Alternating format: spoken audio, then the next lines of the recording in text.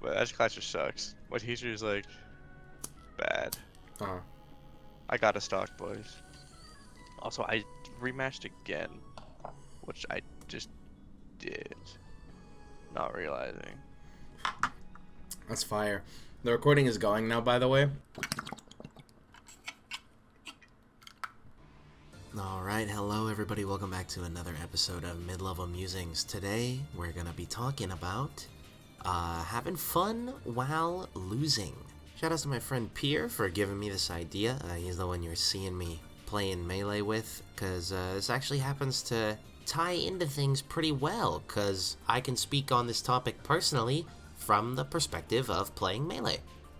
So, pretty much the only friend that I have to play Melee with is from my local region. He's been playing Melee for, a number of years, and I really just hop on the game to troll on Unranked with Mario when I'm high.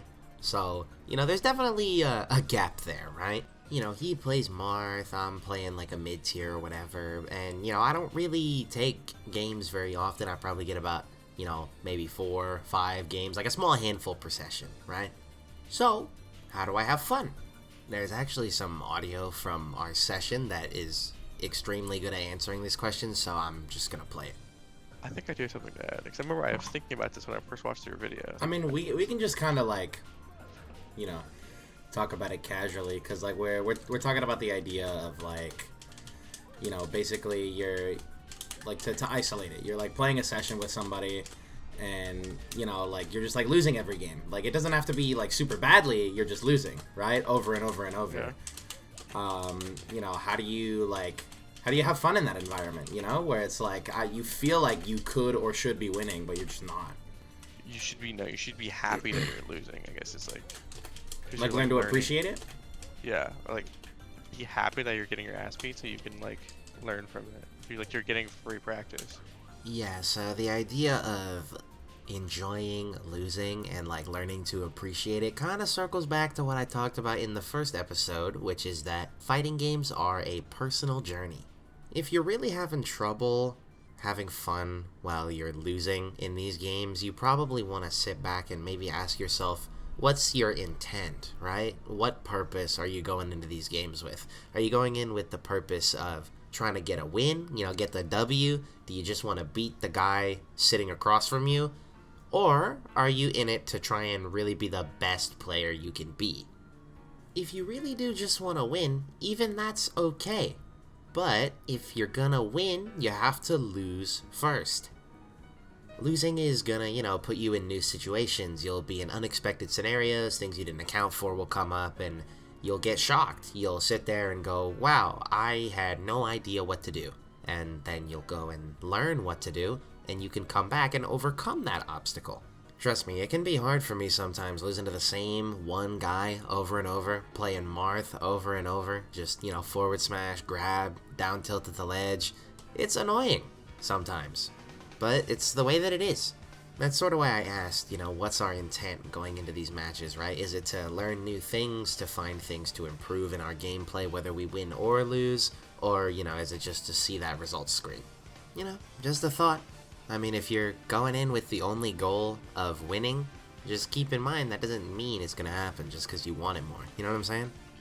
But I guess that really is just the bottom line, Just shifting that perspective. Instead of being focused on getting the win, the actual outcome of the match, just be more focused on the improvements that you're making while you play, right? Regardless of whether you win or lose. So I'm going to have this really scientific image on the screen to represent something called outcome bias. It's basically this thing our brains do where we judge the quality of a decision we've made based on the outcome it produces. For the purposes of this video, all we really need to know is how this relates to fighting games, where, you'll play a game, and if you win, you'll assume that, you did a lot of things right. But we never really think about the possibility that that might not be true. We might have done a lot of things wrong. Maybe our opponent just made a small mistake and we capitalized on it. Was that really you doing something good? Or, did your opponent just make a mistake and then you hit them? Of course, the actual answer is that you have to be a good player to pick up those punishes, right? But my point is that games often have a lot more going on than we think of in our head.